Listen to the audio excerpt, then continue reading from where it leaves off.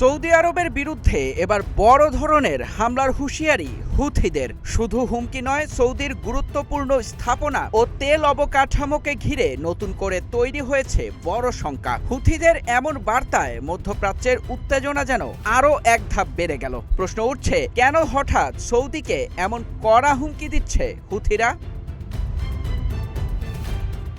ইয়েমেনের এই সশস্ত্র গোষ্ঠী দীর্ঘদিন ধরেই সৌদি আরবের সঙ্গে সংঘাতে জড়িত। অতীতেও সৌদির তেল স্থাপনা ও গুরুত্বপূর্ণ অবকাঠামোতে হামলা চালিয়েছে তারা, আর এবার ফের বড় হামলার ইঙ্গিত দিয়ে পরিস্থিতিকে আরও উত্তপ্ত করে তুলেছে হুথি নেতৃত্ব। বিশেষ করে সৌদির তেল স্থাপনাগুলো নিয়ে তৈরি হয়েছে বাড়তি উদ্বেগ, কারণ বিশ্বের অন্যতম বড় তেল উৎপাদক দেশ সৌদি আরবের জ্বালানি অবকাঠামোয় বড় কোনো হামলা হলে শুধু দেশটির নিরাপত্তাই নয়, আন্তর্জাতিক তেল সরবরাহেও প্রভাব পড়তে পারে। আর এখানেই সবচেয়ে বড় ভয়,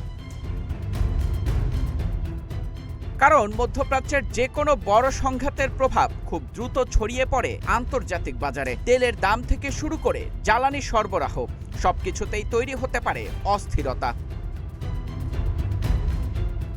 তবে হুথিদের এই হুমকির জবাবে সৌদি আরব কি পদক্ষেপ নেয় সেটি এখন সবচেয়ে বড় প্রশ্ন।